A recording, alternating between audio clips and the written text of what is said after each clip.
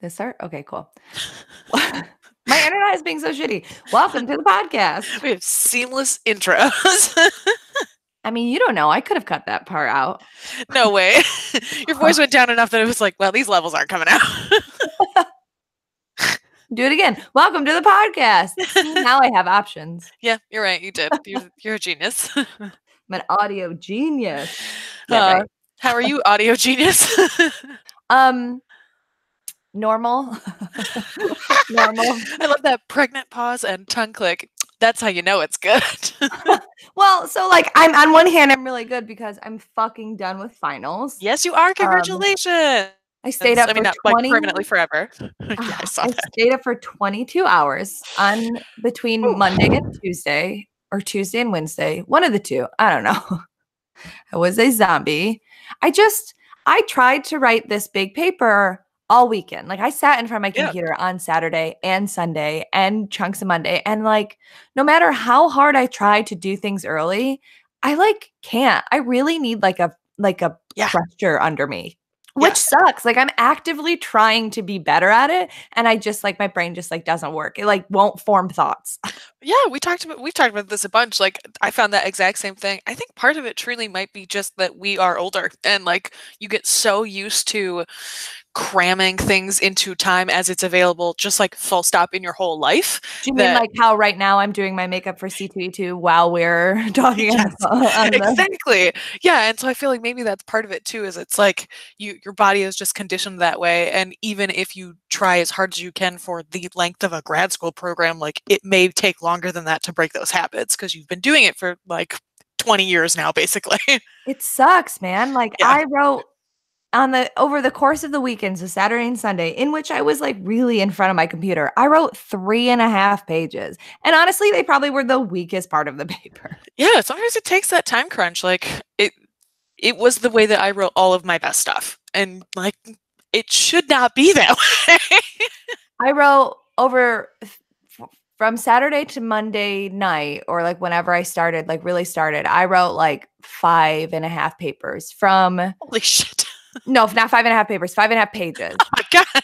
From 12:30 p.m. to 6 a.m. the night before the paper was due, I wrote like 17 pages. Yeah. That's insane. And then when I was proofreading it and stuff, I was like, oh, this is like pretty comprehensive. And then I ended up getting like a 98% on it. I was like, I hate myself. Well, it's like we talked about before. It's not just that you're procrastinating everything and waiting until the last second. It's that you're doing all of the prep work and you're like thoughtfully using the time that you have until you know you'll do your best work to do the prep work so that when you have this crunch, you are prepared to do it. So it's like you're beating yourself up a little, but at the same time, like you are doing this in one of the correct ways in that you're spacing it out and trying to do it thoughtfully. Yeah, I mean, I did all the research and stuff, so. Right. There are people who wait until that time to start the research. I wrote my paper on why porn was so, and like not safe for work content was so important to Tumblr, and like made theories about like, will it exist? Will you send There's been a 30% drop in user rate. Isn't that nuts? In like 3 months. Yeah, will you send it to me? I would really like to read it. I'll reread it and decide if I will send it to you. Okay. Fair. I totally understand. I mean, I still got a good grade, but like it could have been better. Yeah, so I'm done with finals, but now I'm like, I don't really have a week off because I have to do a lot of prep for my TA position, which I'm very excited and nervous for. I'm so excited for you. Me too. When does that officially start? In a week. Oh shit. LOL. And I get married in like a month. Woo! I'm normal. Yeah. You're making normal life choices about the amount of stuff you're gonna shove into your life.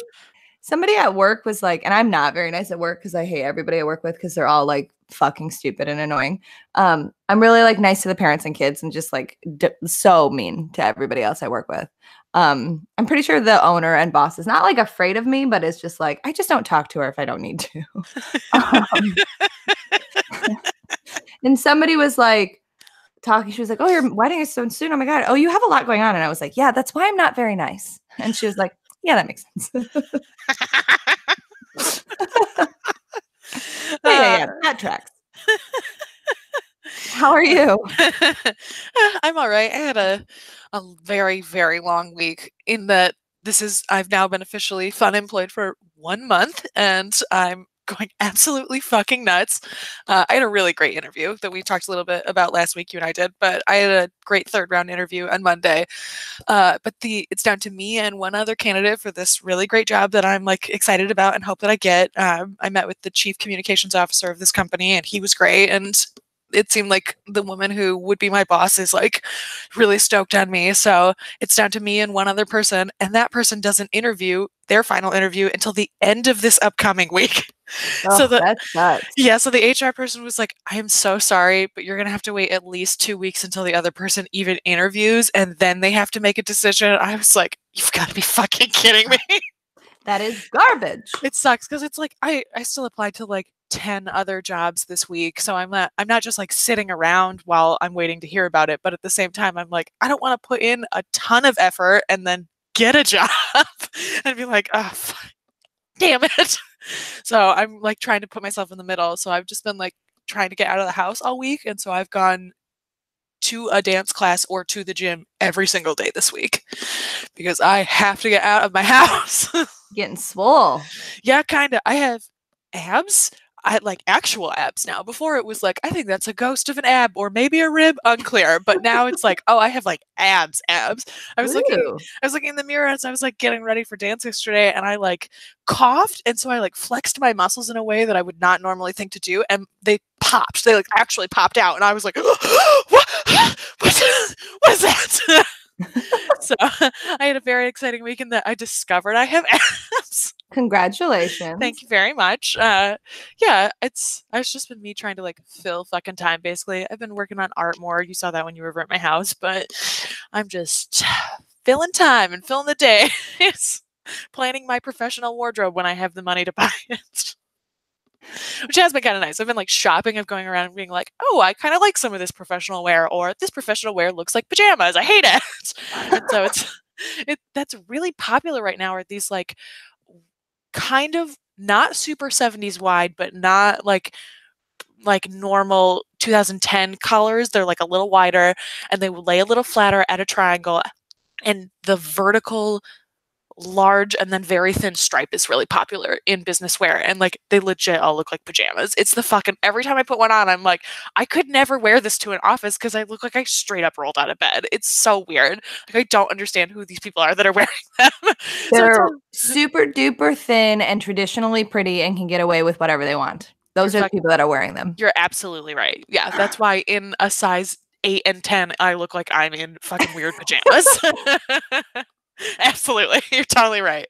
So that is what I have been doing. There's a huge Target next to the place that I take most of my dance classes.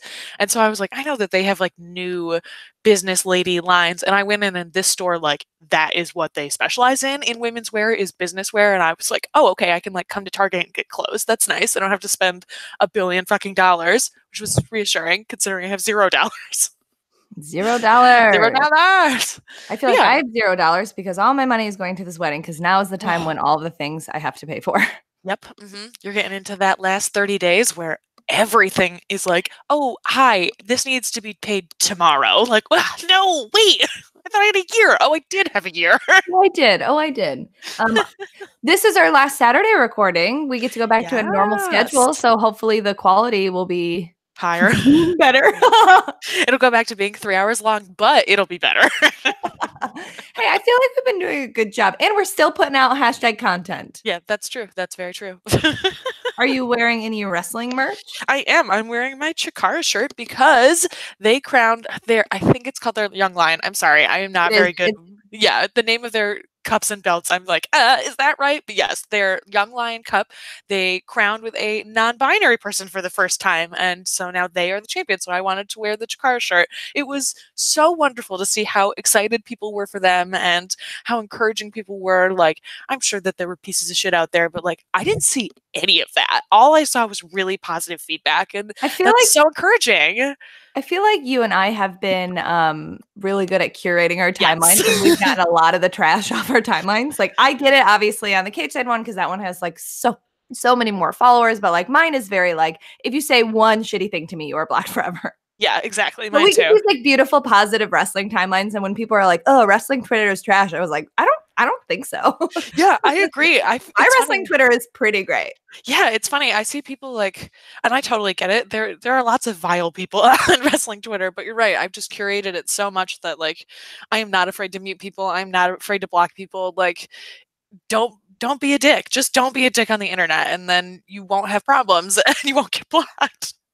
But Also, if yeah, you read a tweet and you immediately have the urge to explain something, take one step back and think, do you think that this person is making a joke or are they just having a good time watching wrestling? They probably do know what they're talking about. Maybe I don't need to explain the history of pro wrestling to them.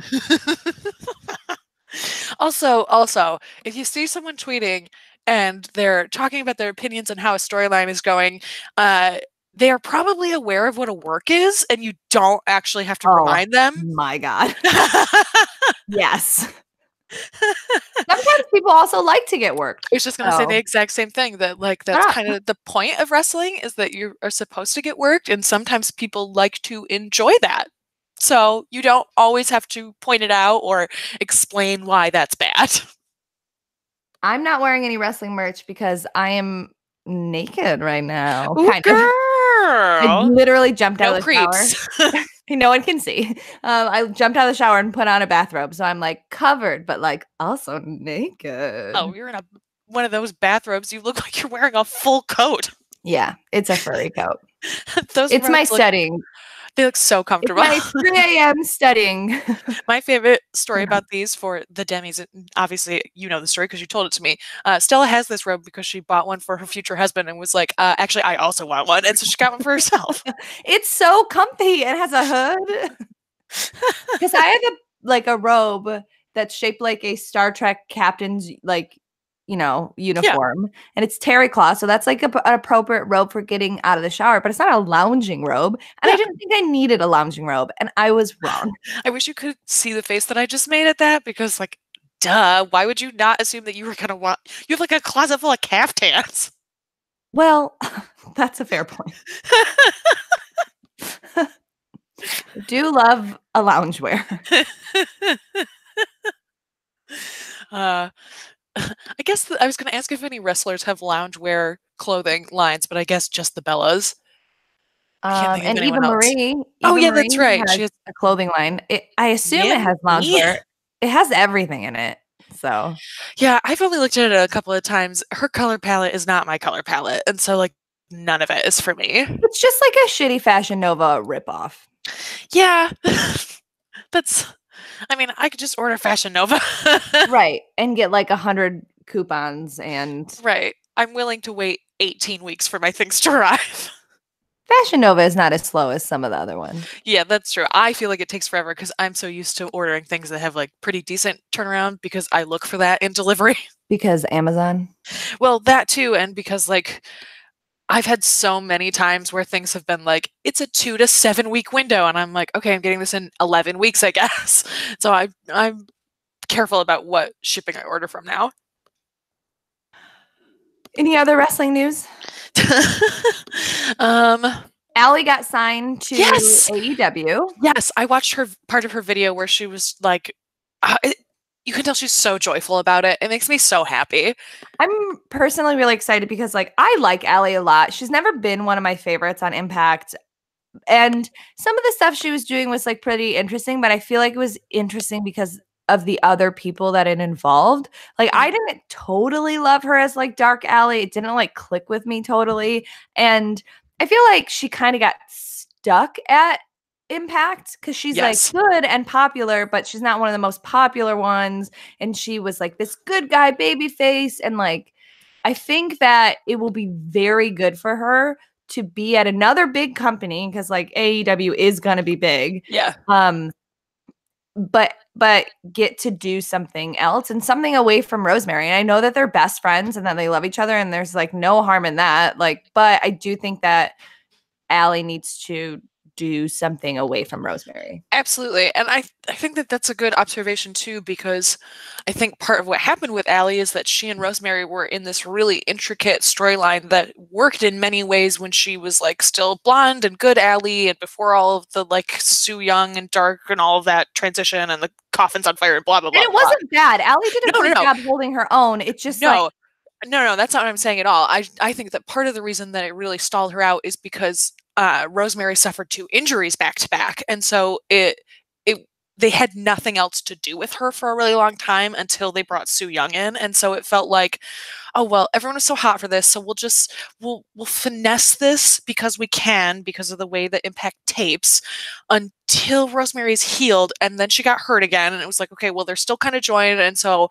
because people love this so much, we're really reluctant to let it go, and it just like never came back the way that they anticipated that it would. And like, it's not Rosemary's fault, but she was out for a long time. It's sort of like what happened with the revival, where it's like you just suffer 2 injuries back to back. It's just a long time. Hideo Itami was the same way, where like you're just out for a really long time and you kind of can't get that spark back sometimes. And I think Impact just did not know what to do with Allie at first and was like, fuck, wait, this is so different than what we originally planned and people love it, but now this person is hurt and we don't know how to get around it. Like, I think that you're right, that moving her into a place where she's completely disconnected from that will be really helpful to watch people write fresh storylines for her, and with her as the central part of it instead of just as the sidekick or the tag on to the bigger name.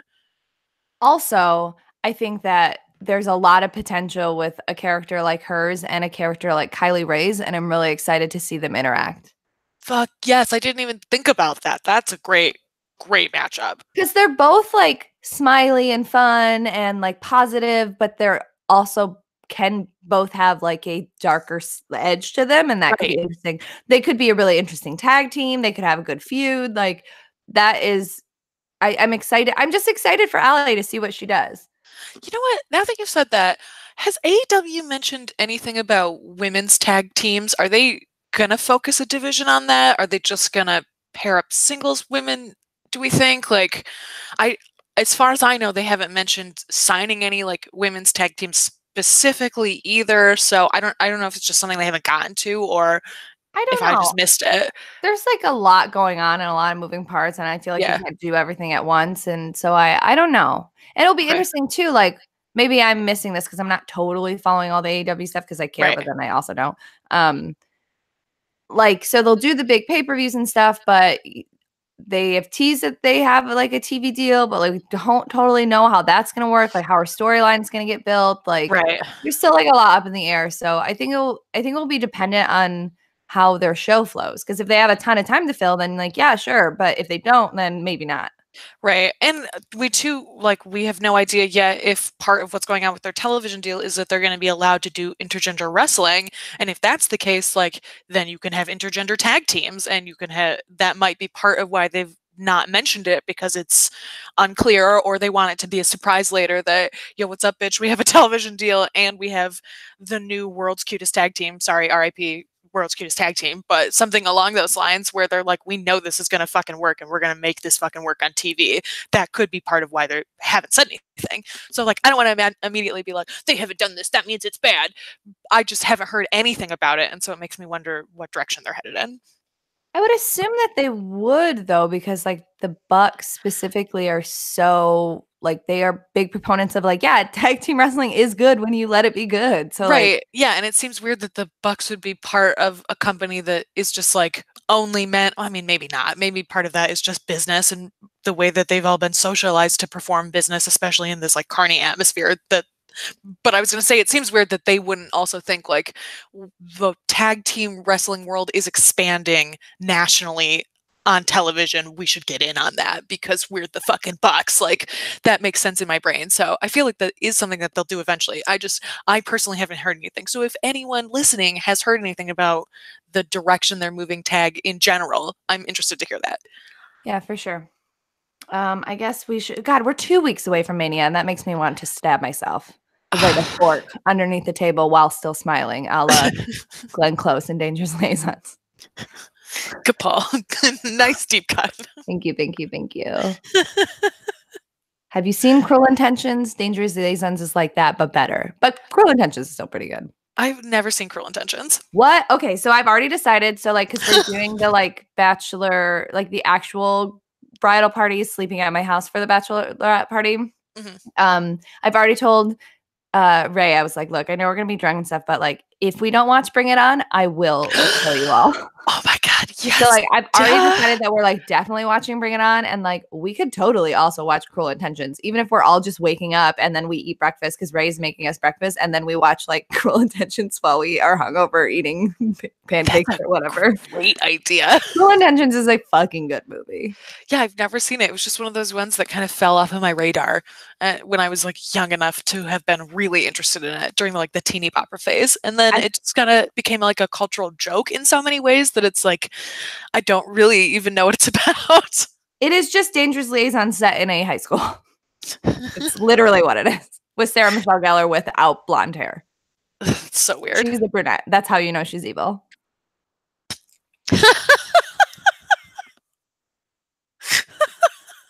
You're laughing, but it's true. That's so funny. That's so 2000s. So early aughts. I'm thinking like, because like, who knows how long people will stay. I'm thinking like, definitely Bring It On. We can totally do Cruel Intentions. Even if you all leave, I'm going to watch these movies. I definitely want to watch Spice World. I haven't seen Legally Blonde in forever. I love Legally Blonde. It's one of those, it's one of my These movies that people like write off as like not good. They're like, just, oh, those are just like teen movies. Like, no, all 4 of those movies are fucking really good. Yeah. If you think that's not true, then please stop listening forever. I was going to say, I think that both Bring It On and Legally Blonde are 2 of my Shawshank movies where no matter where it is in the movie, when I turn it on, I will watch it all the way to the end. Like, yeah, Gabrielle Union is a goddess. Oh, she's so fucking good in Bring It On. So good. Anyways, what were we talking about? Cruel Intentions. Yes. The fact that WrestleMania is so close makes me want to stab myself is how we got talking about this. Makes you want to Glenn Close yourself. Yes. That can mean so many things. You should not that. Makes you want to put a bunny rabbit in a hot boiling pot of water. I mean, you want to bring that evil into your life, you're free to start doing that. She does die at the end of that movie. Spoiler alert. Yeah, I know. Yeah, maybe not that. It's that famous scene where they think that she's dead, and then she gets like the serial killer, or yeah, I guess serial killer because Jason is a serial killer, but that like horror movie ending. Only it's a woman. Glenn Close breaking barriers. Still don't have an Oscar. Oh God, that poor bitch. She's probably my favorite actress of all time. We're not even talking about wrestling anymore. Anyways, WrestleMania. Welcome to the Heels and Heels. Let me pull up this fucking thing. Oh my God, I cannot believe it's so close. Oh, other wrestling news that we haven't really talked about. Tommaso Ciampa had his surgery. He is out for 1 entire year. Yeah, we did kind of talk about it. We talked about how he had been injured and was going to have surgery, but he's officially relinquished the belt. And yeah, that's a thing. Oh, also, this is house show stuff. I don't know. I'm behind, so I don't really know. Because of NXT, I don't know who's actually premiered, but this is like publicly announced knowledge that Stokely Hathaway is part of NXT now. He made his debut NXT debut at NXT Tampa last night, I believe, which I'm so stoked. I'm so glad. Like, I'm really happy that they've realized that managers are important. Yeah, well, they also signed Robbie E, and he's being a manager too. I saw his photo and he's part of the brand. Yeah, I absolutely thought it was JC Chasez for like several seconds. It was like, what the fuck is happening here? And also, they're like, his whole deal is that he wears weird suits that are capri pants. And I was like, so he's Rockstar Spud? Like, it sounds like a really similar gimmick, but also like Drake Maverick is not Rockstar Spud anymore. So is it okay that someone no one could ever take Rockstar Spud's place? Let's be real.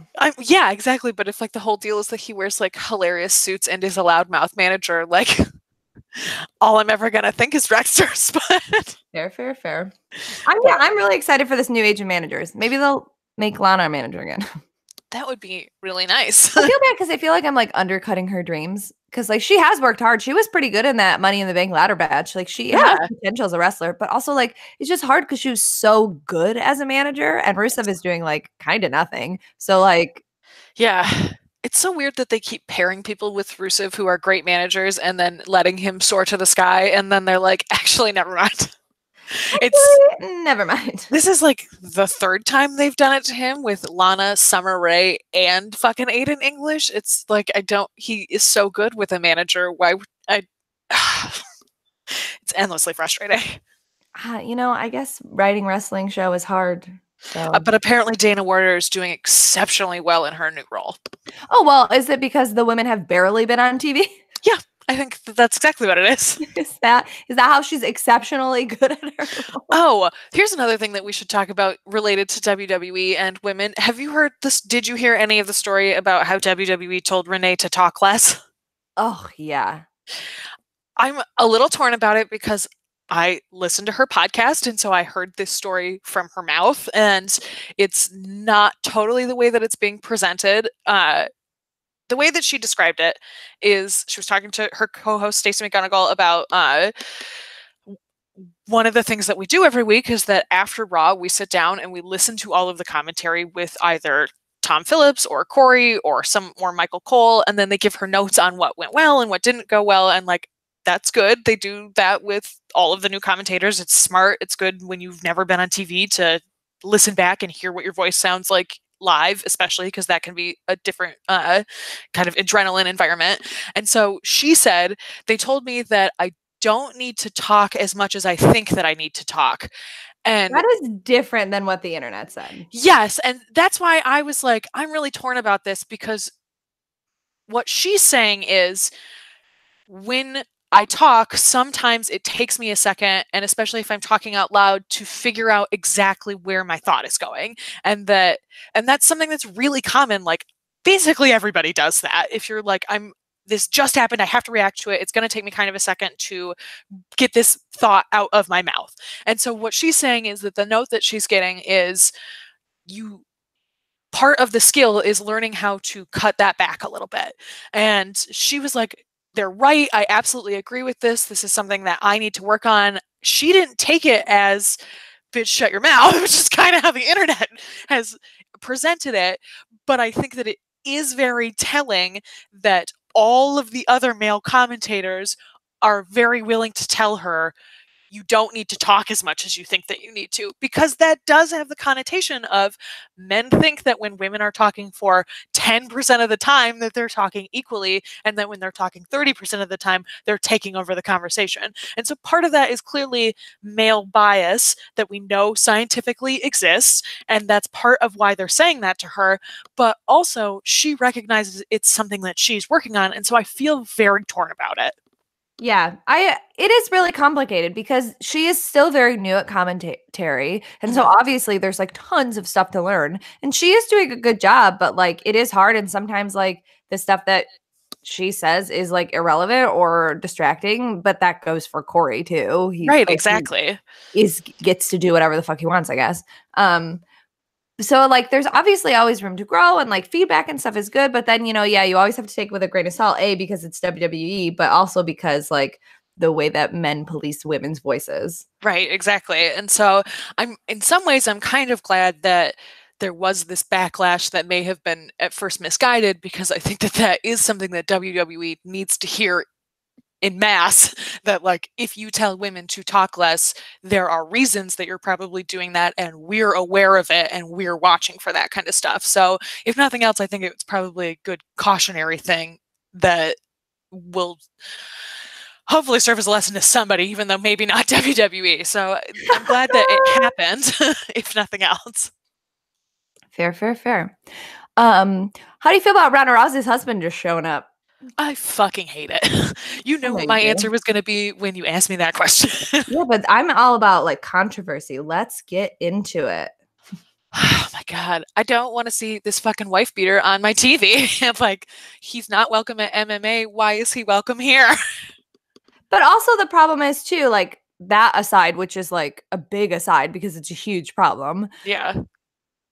But like fucking why? She's supposed to be your top top star, and you're bringing in a dude who is not signed, who nobody fucking cares about or likes, to control her. Yeah. What the fuck? That's Why? bad writing, and it makes your company look weak. Why wouldn't you give her motherfucking Paul Heyman? Like, why would you bring in her stupid, shitty husband? Put someone with her who's a manager if you need someone to control her. Like, it makes me very, very angry. He's also like, it's like just as bad at her at acting, so it's like doubly weird and awful. Also, like, they kiss weird. Yes, they have a weird chemistry. I don't understand how they're married. They are weird. That's how they're married, because they're fucking weird.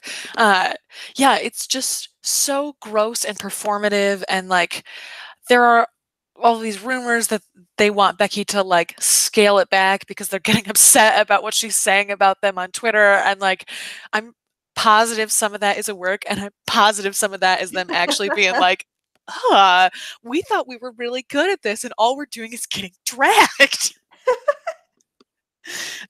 And like that, yeah, that's kind of the deal. You're in wrestling, like someone's gonna get that, but like you're uncomfortable because you know you're actually bad. You're not doing a good job. It's so removing myself from the fact that both of them are flaming piles of garbage, like it must be very hard to think you're really good at something and to just consistently get back results that are not what you thought you were going to get. Like, I'm sure that is so frustrating. And I can see that does have to be like really shitty. And I'm sure after a while that fucking beats you down, and that might be part of why they're like, and we know how well she takes negative criticism. Exactly. She doesn't. She's like an oil to water in many ways with criticism. And so I'm sure that is just like beating them down in many ways. And that's probably part of why he's there, is because she's like, I actually need you to be here. And so on one hand, I'm emotionally a mess and these people are mean to me and I can't tell if it's real or not. Exactly. And so part of me is like, as a human being, I feel like, man, that has got to be a hard thing to deal with. And then on the other hand, I'm like, but you built this, you made this bed, and you have to lie in it. Like, you came in and did the thing that everybody fucking hates when men do, and you thought it was cool because you're Ronda Rousey, but turns out you're really fucking bad at this. Like, wash out, man. Just wash out. WWE will give you the kindest edit they possibly can. Like, just go.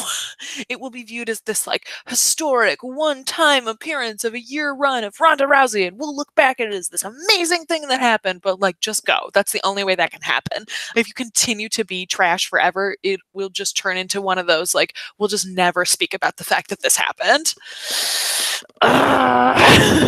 Or she'll be there forever.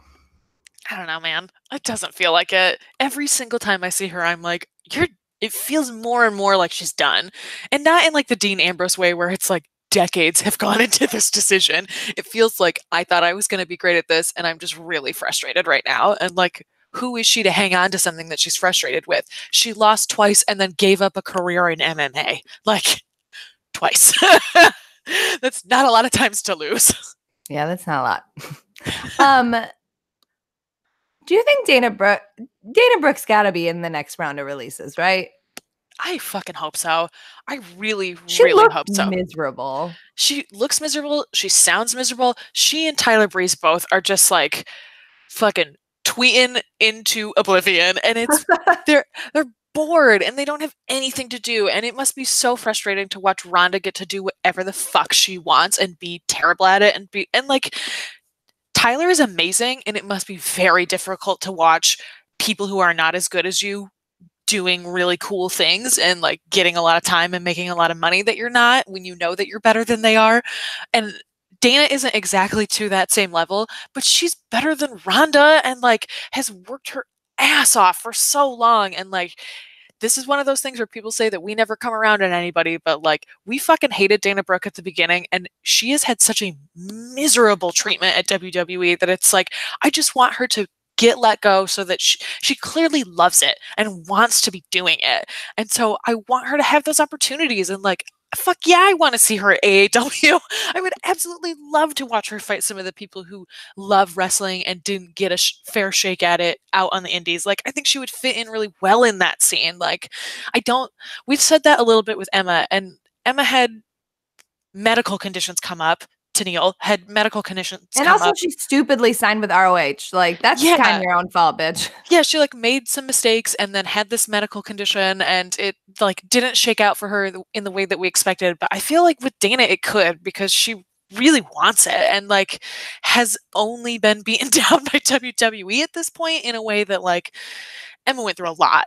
Emma like was treated very unfairly and was sent back down to NXT and like kickstarted the women's division and then was abruptly released because she wasn't a porn star, basically. Like, I can understand with her why it went a little off the rails after she left, even though we really desperately wanted to see her do well. I think with Dana, it's a different case of they taught me how to be really good at this thing and then did nothing with me. And now I'm stuck and all I want to do is be good at this thing. And so I feel like she has the potential to transition in a way that won't include the burnout that we've seen from other women.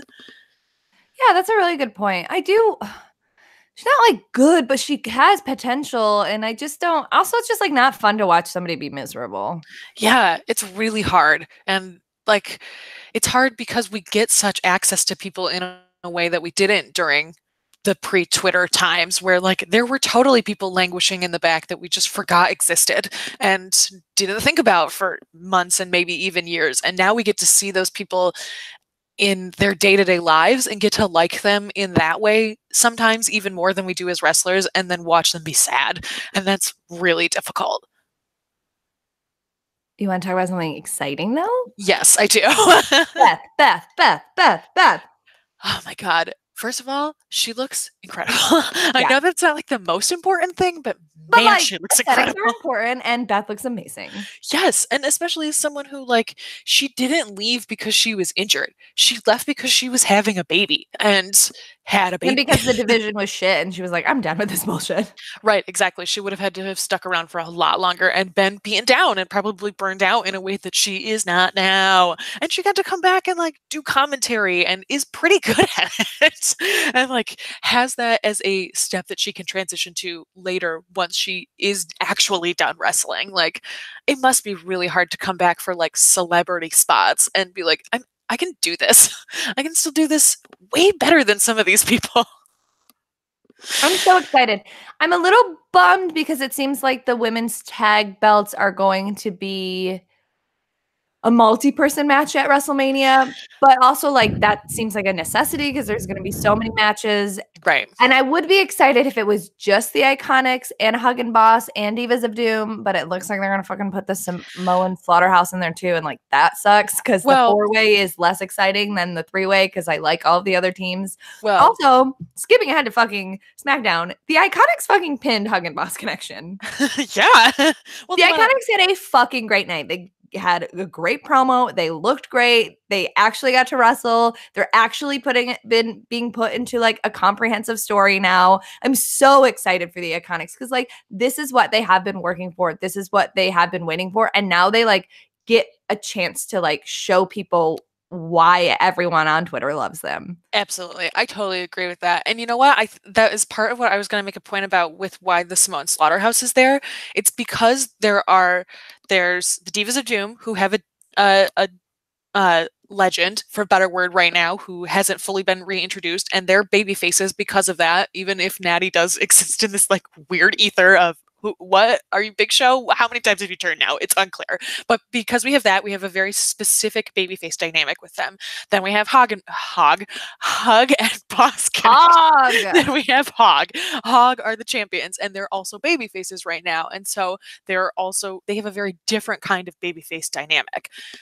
Iconics are heels, are great heels, but are beloved. Like, they are a different kind of heel. And so when you have those three teams together, I don't think that you have the necessary, like, man, I fucking hate that team that you kind of need right now in this situation.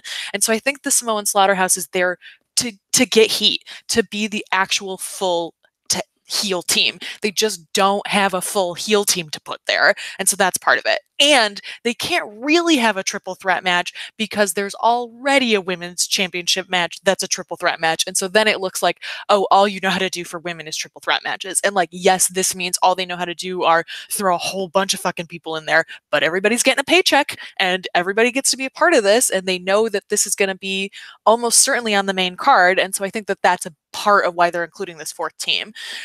Do I wish that it was Bianca and Kairi? Or not Kairi. Io and Kairi? Io and Kairi, sorry, I was thinking that the reason that they're not in it is because Bianca and Kairi are in this other match and like haven't set up to immediately transition the next night into Io and Kairi. So I wish that it was them, but like I understand why it's not. And I wish that they were there so that they could represent an NXT tag team. But again, like the storylines have existed long enough for her in this other belt match that seemed necessary to end before this. Or maybe Samoa Slaughterhouse gets injured and then the fucking Sky Princesses show up. Like that would be also cool. But Sky Pirates, not Sky Princesses. Whatever. You know what I mean. That they like that would be cool and something that would be better. But again, the like storylines just don't support that yet. So I understand why this fourth team is who it is and why it's there. I don't love it, but it does make sense to me. That's fair. But I still don't love it. Yeah. But you know what I also love? I love that because, okay, Sasha and Bayley have the tag belts, and Bayley is kind of like the badass in this team, but because Bayley is still like a baby face, even if she has like a little bit of an edge, Sasha is starting to become like Sasha again. She's like rolling her eyes and being like, fuck you guys, I got this belt, fuck you guys. And then Bayley's there to be like, yeah, no. Like, it is really satisfying because we thought we wouldn't get to see this side of Sasha again until like her and Bayley feud. But it's interesting to see this side of her whilst being like best friends and co-belt owners with Bayley. And I'm excited about that prospect. And it also makes sense that they would do something like that. Like their name is the Hog name is an homage to the Rock and Sock, who had that same exact dynamic where like that is why people loved them, is because they have this like, oh, I'm just mankind and I'm so sad, but I'll jump off of a cage. And then the Rock was like, I will literally make you so embarrassed your skin falls off. And like that works together. That's why that team is popular. And that's part of what makes Hug and Boss work, is that they have the potential to have this very back and forth dynamic. Like if they're the same person, it's not interesting because they don't play the same characters well. They need this opposition. Like I think that they're finally starting to realize that Sasha doesn't have to be a full bad guy if she has Bayley to be the tether to the good guy side. For sure. I'm excited. The women's tag stuff, like it's not perfect yet, but there's like a lot of stuff I'm very into. Mm-hmm. I'm really excited to see how they integrate the NXT tag teams into it. That's clearly something that's planned post-Mania, and there's always a superstar shakeup after Mania, so I'm interested to see if they just pull people up and are like, yeah, you're a tag team now. Hey, what's up? It's Shayna as a singles wrestler and the other two horse ladies as a tag team. Two horse ladies.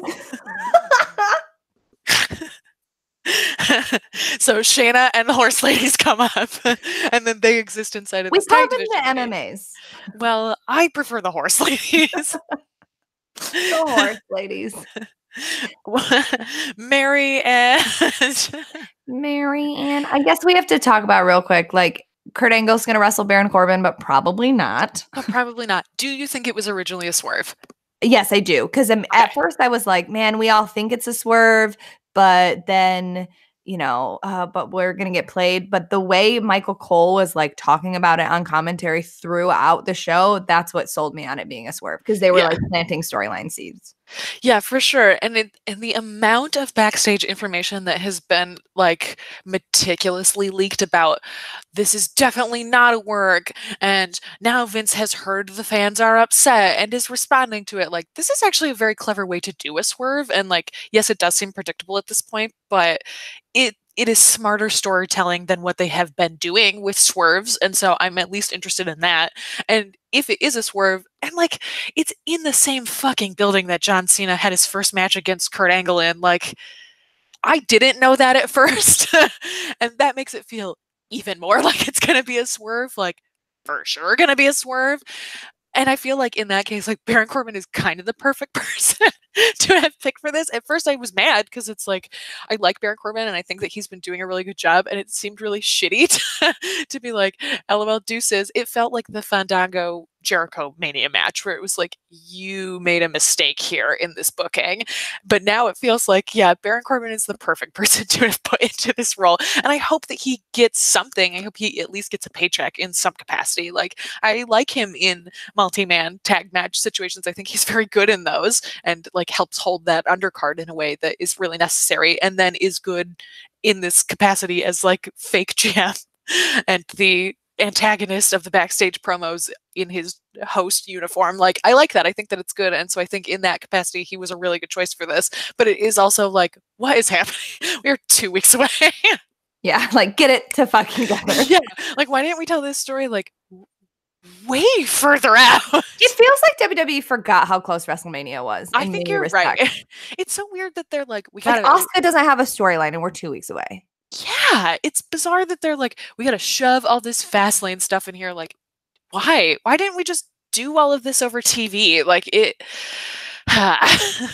it really does feel like they just were like, oh fuck, I thought we had 4 weeks in between Fastlane and Mania, and in fact we do not. We do not. That's how I feel like my life right now. I'm like, oh, it's this weekend? Oh my God. Also, they're setting up for Drew versus Roman at Mania, and I am hype for that. I mean, yes, I agree. I'm glad that they're not putting. Okay, here's my deal. Yes, I think it will be a very good match. I think both of them are high-level wrestlers. I thought you were going to say hot. I mean, both of them are hot. I mean, that was one of my sub points, but to the quality of the WrestleMania as a day-long fucking event now, I think that them as a match will be very good. I'm a little worried that because it's Roman and people are so hyped for him, and because Drew is very good and belongs in the like main card position, I'm worried that they will put them higher on the card at the expense of other women's matches, even though it's not for a belt and it's a grudge match, essentially. So I'm a little worried about that, but I think that the match itself will be good, and I think it will be good. I wonder too if maybe they'll use this as what they used to do to the women's match later in the card, where it becomes the bathroom breaks, sort of essentially because it's the only thing that there's enough time and space to feel like you can go do that, which sucks for them. The Raw tag belts are the bathroom break. That's true. But where are they on the card? Like, if they're in the beginning, they're the first bathroom break, but this show is 7 hours long. There's a need to pee multiple times. Yeah, like your bathroom breaks right now are Raw tag belts, AJ and fucking Randy Orton, and then Drew and Roman. Like, those are probably where they're gonna be in the card too. And so I feel like unless there's no way they're going to put this back to back with AJ and Randy if they're like the only two singles matches too. They've got to space them out in between all of these like multi matches. And so I worry that it's going to get lost in that regard. But like, that's not their fault. I don't think that it's a bad matchup because that's probably going to happen. Like, I think it's unfortunate, but hopefully because people are so excited to see Roman back that it holds attention, but I just feel like inevitably it will wind up as one of the 8-hour long necessary bathroom breaks. I feel like there was a moment of bliss too, but I don't care and I don't want to talk about it. There was, and I don't care either. Didn't she address what's going on with her wrestling? I didn't actually read about it. I was like, maybe, I don't know. I've given up. I don't care. I just don't. I've also given up. I want her to be okay, but like, I hate a moment of bliss so much that I'm like really doing a hard turn on Alexa. And I know it's not her fault, but like a moment of bliss makes my skin crawl. I hate it. It's so weird because it feels like in theory and on paper something that would be fucking perfect too. And it's just not. And it's because there are no people writing appropriately for her. That's all I'm going to say about that. Dana! He's a bitch, man. Okay, I know you didn't watch this part because you're only watching the women's part, but babyface Miz fucking rules. I mean, Miz is fucking good at everything. Yeah. Remember at the beginning of our podcast when I was like defending Miz? I would just like to point out and say that I was right about the Miz and I was right about the New Day, and you can all suck my clit. I mean, yes, definitely. I was on that page with you, and so I feel like that's more a message for the listeners than for me. But yes, I agree. Yeah, I mean, you can suck our collective clits.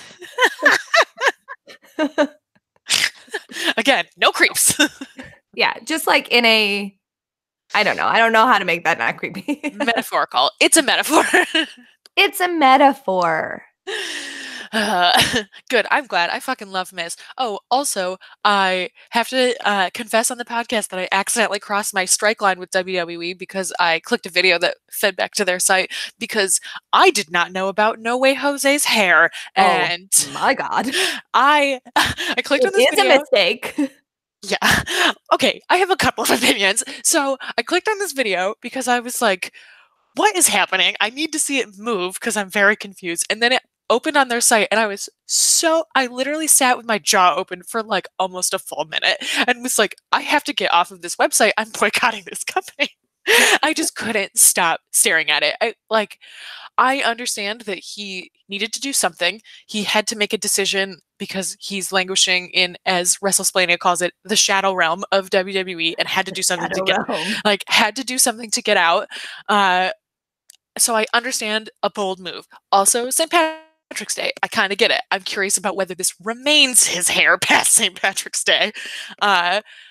The color is Naomi's color, as the Heels and Heels pointed out. And yes, so like, it's really distracting how much it looks like it should be on Naomi's head. It's so weird. And like, if it was literally any other color, I think I would like it more because it's weird. He looks so different. He looks so fucking different with his hair down. Like, we've literally never seen him look like that before. And so I am interested in it and I like it.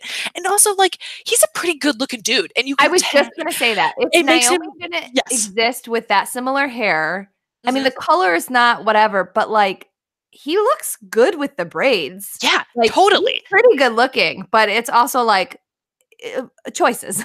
Yeah, it's so weird. It's like, I absolutely approve of this in so many ways, except for the color and and part of it is like, Naomi changes her hair enough and in enough different ways that I don't think that the braid thickness is necessarily a problem, that they're similar.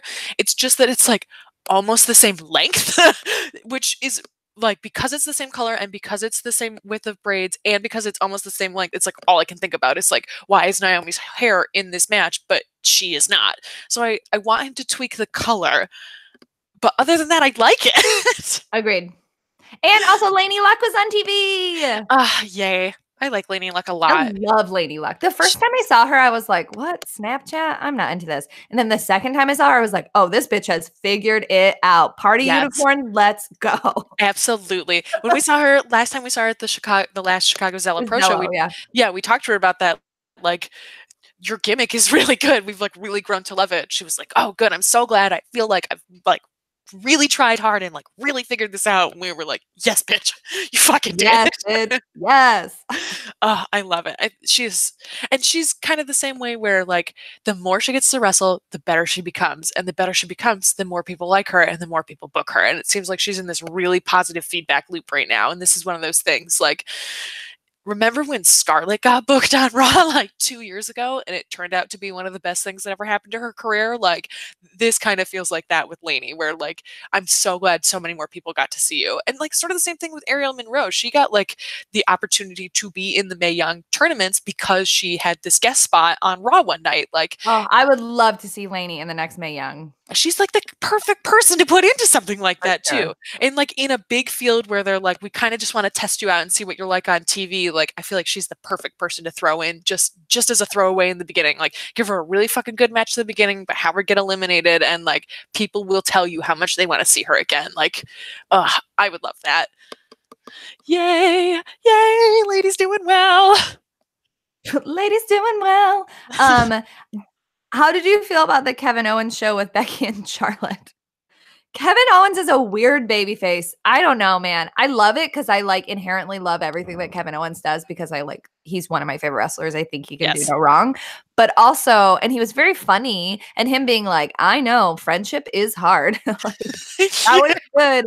But it's also like, I don't know how I feel about Kevin Owens as a babyface. And then also, like, it's so weird. Like, you made this match a triple threat, but then you're building it in two different ways. Like, you're having the Ronda like against the Authority at Raw, and then continuing to build the feud without her with Charlotte and Becky. Like, It What says the a fuck lot. is happening? This story is so convoluted and dumb. It says a lot about how much faith they have in Rhonda, that they are promoting it completely without her. Like, I think that they're like, we don't want this to be a bathroom break, and we don't want to completely fuck up all of this work that Becky just did.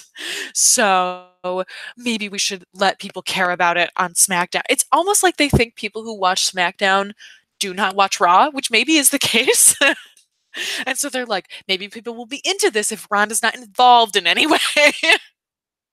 But it's But weird. they're still giving Ronda like a lot of time. So like who Yeah. knows? So like Yeah, I don't know. It's confusing and frustrating.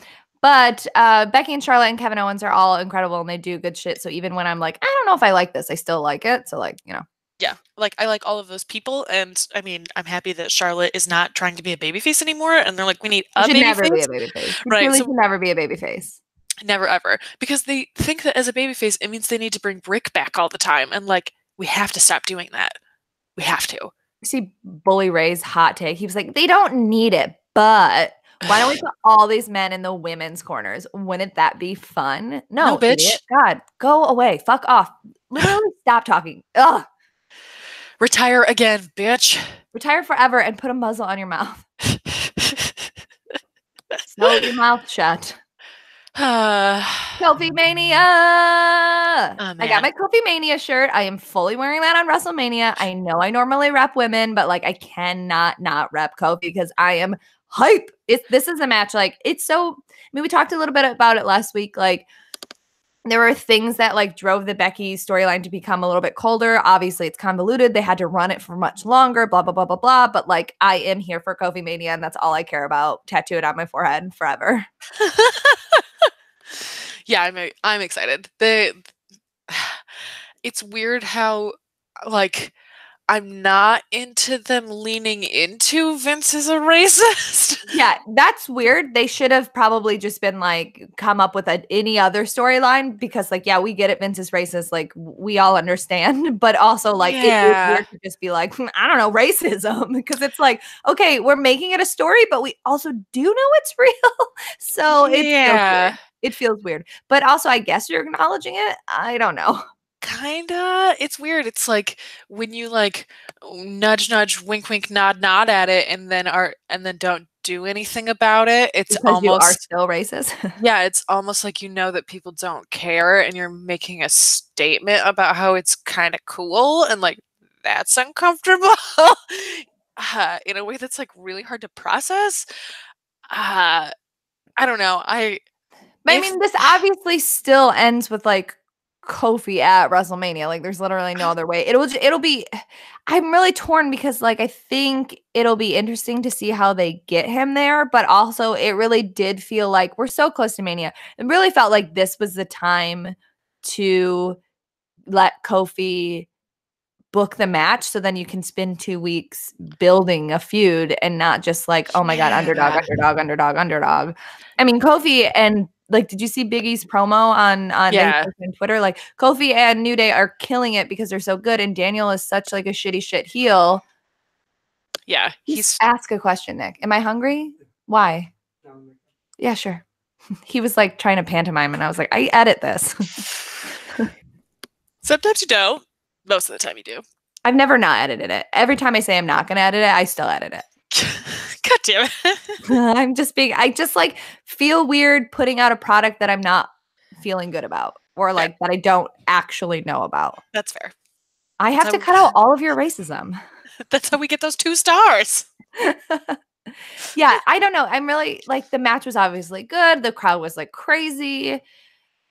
I'm still really invested. It just feels like they're like one step away from ruining it.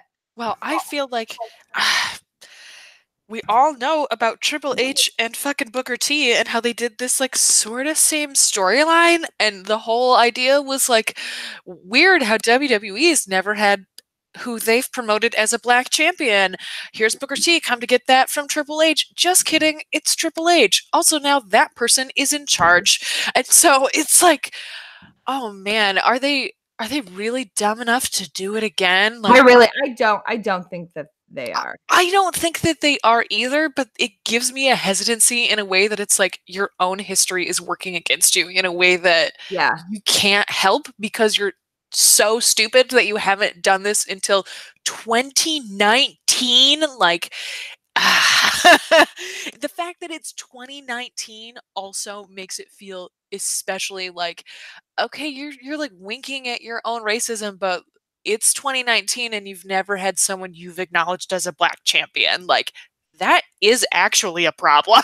For sure. And if I don't know, like they have to have accepted that Kofi has to be the champion. Like, oh man. I think they have. I think they love WrestleMania moments, and what's a better WrestleMania moment? Yeah, that's true. That's a good point. Any Yeah. other thoughts before we head over to questions and whatnot? No, I think that's it. I honestly also can't believe it's only 2 fucking weeks away. Yeah, it makes me want to die. Crazy. So we have another question from Joe. Mania question. Yeah. With pay-per-views being longer and longer, and Mania especially, does it make you worried for the performers that will end up in the main event this year? The show is already rumored to be 7 hours long, and who knows if that includes pre-show. And you have it a bit easier not being on the East Coast, but it's still a long time. I totally want Becky and Charlotte to have the main event, but then I think about how long the show might be, and I get kind of depressed and exhausted thinking about it. I mean, that's kind of what we were talking about with Roman and Drew, where I'm also worried about that. I'm worried that the show is just so fucking long. And I agree that I want the women to be the actual main event, the last match. Thank you. Last match on the card.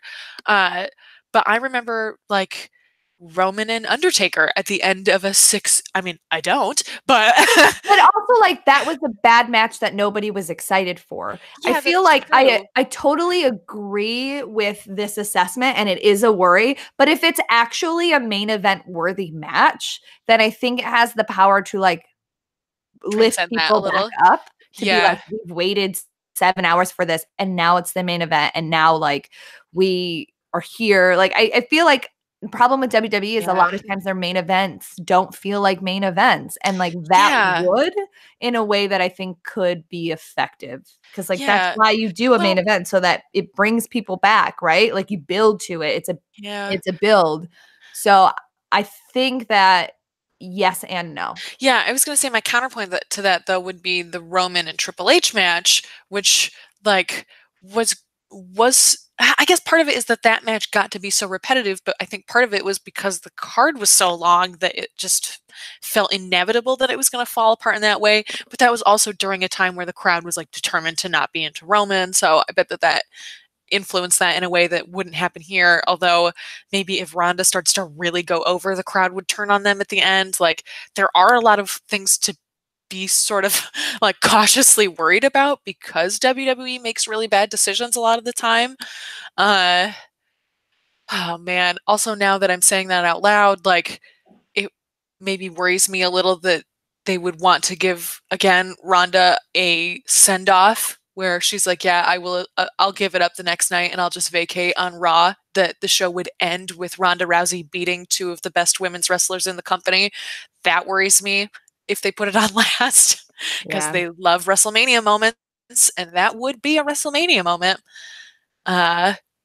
So there are things about it, about how long the card is and the way that WWE books things that definitely worry me. But at the same time, like, even if the last moments of that match are garbage, Charlotte and Becky deserve to be in a main event match, an actual main event match. Yeah, there are worries. I guess it's just kind of a wait and see at this point. Yeah, exactly. We have another question. This is from Grant. Hi, hosts. Hilarious. Big fan of the show. Great greeting. Big fan of the show and how the two of you put over Chicago shows and promotions. Because of y'all, I got tickets to Rise Legendary, and I'm excited for it to be my first live show. Yay! Congratulations. I've been watching Rise streaming stuff to catch up on storylines, but I'm wondering if any of you have any advice for me to get the most out of the night. Thanks for all the thought and work you put into the show, Grant. Oh my God. Exciting. Rise is such a fun show. Like first live show ever? Yeah. Or, that's what I'm saying. Oh my goodness. What a great place to start. The crowd at Rise is usually pretty good. There are exceptions, as in all wrestling crowds, but in general, the crowd is so happy to be there, and like the energy is really good. Like this is a really good place to start off with a live show. Like great decision. I would say don't be afraid to like yell and be an active member of the audience, even if you are going by yourself. Come say hi to us because we'll be there. Yeah, we'll bring And you a then also koozie. like part of the fun about going to shows at Berwyn Eagles Club is because you are so close to the wrestlers. Like, go up to them afterwards and be like, "Hey, this is my first live show. Like, I really enjoy your performance." Like, it's part of the fun of all of that stuff is like being able to interact with these people. And then also with Rise, just remember that Rise has a lot of new talent because they do train stuff. So like, instead of being like, "Wow, that wasn't the best match I've ever seen," be excited to see new people try new things and Yes. keep an open mind. Yeah, absolutely. That's a really, really good way to go into Rise. And also, a thing that I was not prepared for at my live show: bring cash, because if you if you want to buy merch, which there will be way more available than you are thinking in your head there will be. There's always a fucking ton of it, especially at these kind of shows, especially at Berwyn. So bring cash so that you can do that. And like Stella was saying, I have really bad anxiety in talking to wrestlers. They make me very nervous, and so it is hard for me to go up and talk to people. But like, something that a lot of people have suggested recently is, even if you feel nervous like going up and getting a photo, like bring cash and give them $5 and be like, "I just want to give you a tip. Your performance was great, and I don't really need or want any merch, but I just wanted to like say thank you, so I wanted to tip you." Like, it's a good idea to have cash for that if you're like comfortable with that kind of stuff too. So even if you're not a big merch person like we are, like having cash to do that is good, and then having cash to pay for like food and drinks if you want them is important. Bring some kind of snack. It's not Shimmer, but it is still like a 4-hour long show. So be prepared for it to like, that you're gonna get kind of hungry at some point too. That's also a good thing to keep in mind. And layers. You never know. Yeah, sometimes it's really fucking hot in Berwyn and you should be maybe prepared for that, but then sometimes they turn on like 8 fans at once and it's freezing in there. Okay, before we take off, we have one new review. This is from Jalen. I've been wanting a feminist wrestling podcast for years now, and I found this one after following Stella and Aaron on Twitter. There's nothing better than two intelligent, informed, and outspoken women discussing wrestling and all the issues therein. This has become one of my favorite podcasts. Keep up the great works. Well, thank you. Yay! Welcome to the Demi family. Heck yes. We're glad to have you. Got a good family here. That's it. I have to go put on Harley Quinn booty shorts and work a booth at C2E2. I'm All right, a booth great. babe today. I'm a 2 booth babe. Come find me. I'll be at Booty and the Geek. You know, you can't find me. I'm not posting this right now. So stupid. If you were around, you found me. Yeah. You found me. Cool. Yeah. Yeah, cool. Yeah, good. I have to go take 2 back-to-back dance classes. So, all right. You can find us on the internet. I'm at Stella_Cheeks. I'm at Urgency. You can use the hashtag #NotYourDemoPod to interact with us online. You can email us at notyourdemo@gmail.com. You should rate, review, and subscribe. Give us reviews. We obviously like them. We don't get a lot anymore. Nobody loves us anymore. You can go to our Patreon and subscribe. We'll be recording an Every Mania Ever tomorrow, which will be dropping later this week. And there's all the other ones. The last one was fun because we got drunk, and I assume we'll get drunk again tomorrow. I don't know. Yeah, it's not in the morning, so I mean, I guess that is going to happen. I have like a I guess it's like a relationship hygiene day planned for the beginning of that day. So later, yes, I am going to want to get drunk. So I think that's the perfect way to record on Every Mania Ever. I don't know what that means. So maybe that will be an after dark that we record. Okay. Okay. We haven't done one of those in a minute. Great. Go to our Patreon for our merch and other shit. Okay. Brie mode? Put the wood on Kofi. No, okay. Put the wood on Kofi. I mean, put the wood on Kofi. Kofi Mania. In Brie mode? Get into Brie mode and then go to Kofi Mania. Brie mode at Kofi Mania. #Brie mode at Kofi Mania. Okay, bye. Bye.